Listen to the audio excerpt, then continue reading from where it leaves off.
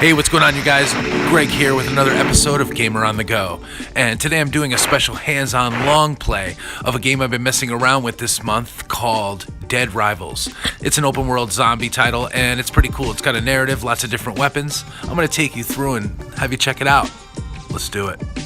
This title is free to play and is currently available in the iOS Store and the Android Play Store. Right off the bat, the game throws you into a narrative that the world's already gone to shit. Everything's already crap, the zombie apocalypse has happened, people are surviving, and they're recruiting new people for the battle, and that's where you come in.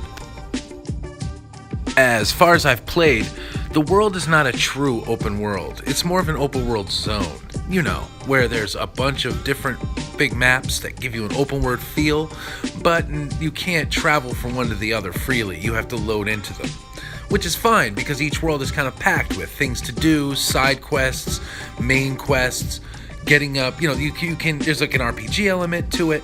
I really do like how you can kind of run around, do what you have to do, and the story just keeps kind of progressing. You can leave the story alone entirely and just kind of do your side quests, but eventually you'll run out of side quests in a given area and have to do that given area's main story quest.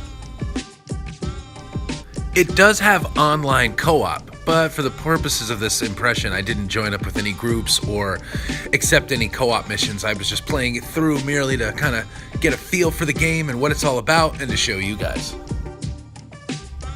Visually, the game is super tight. The camera plays super close to this third-person open-world shooter, and it doesn't degrade any of the graphics or anything. The character models look really smooth, the environment's good, the gunplay is tight, and you can basically either run as anywhere you want in these open-world zones, or you can just hit the objective, like tap on it, and he'll run toward that specific objective, because you can get really distracted with all the things you see along the way. They pack a lot of enemies and a lot of pickups and a lot of power-ups into these little open-world zones. That automatic auto-aim gunplay has you feeling like a raging Rambo. You pretty much just have to lock onto targets and just pump the bullets out. These things are bullet sponges, but different enemies and different enemy types have different HP, of course. Now I know what you're thinking.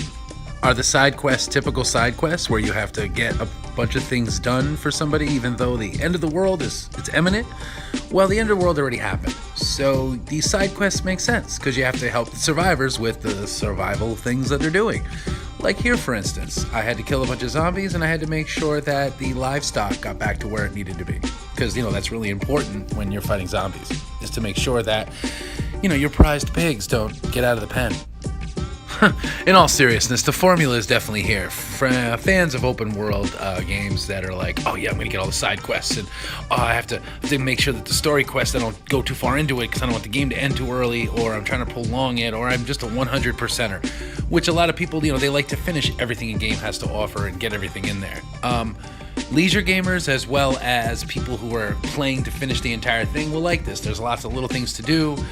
And sometimes, of course, like I said before, you can join in with friends. I, of course, did this solo just so that I could, give you guys a good playthrough on this because I was recording the whole time I was playing, so I didn't want to stand around in lobbies and try to communicate with other players. But you guys should go ahead and definitely team up, because some of these things you're surrounded, and even though you can pretty much do some of the early stuff on your own, some of the enemies just get so huge and so out of control that you're definitely going to need some help.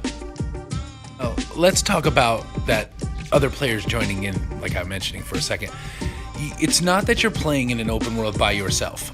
You see other players running around. They're in the same game space you are. They're probably even doing some of the same stuff you're doing in terms of going after those side quests or maybe trying to beat a main quest. You can see right here, this person was running along the same path I was. They were doing the same thing I was doing. So I basically just naturally joined in. I saw them, I fell right into squad tactics. I had their back, I laid down cover fire, I was throwing explosives just to kind of make it easier for them, because you can see here, because the camera is so close up, you're going to get attacked from off screen. So having someone to watch your back, it works out really well. Again, you don't have to play with other players, but this game gives you that option, which is awesome.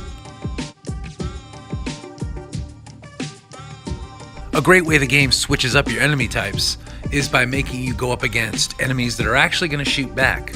Like these enemies, for example, were just bandits or bad guys or a gang of some sort, and I had to take them out because they weren't cooperating with the rest of us, well-organized survivors. These guys were just bad guy scavenger types with guns, and I had to take them out.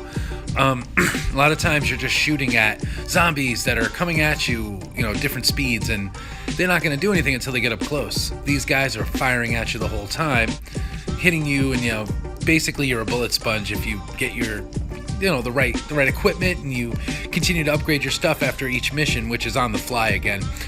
You'll be able to take on these human enemies, which give you a bit more of a challenge than just your average zombies who are running around, noticing you and then running at you and basically just absorbing all of your bullets.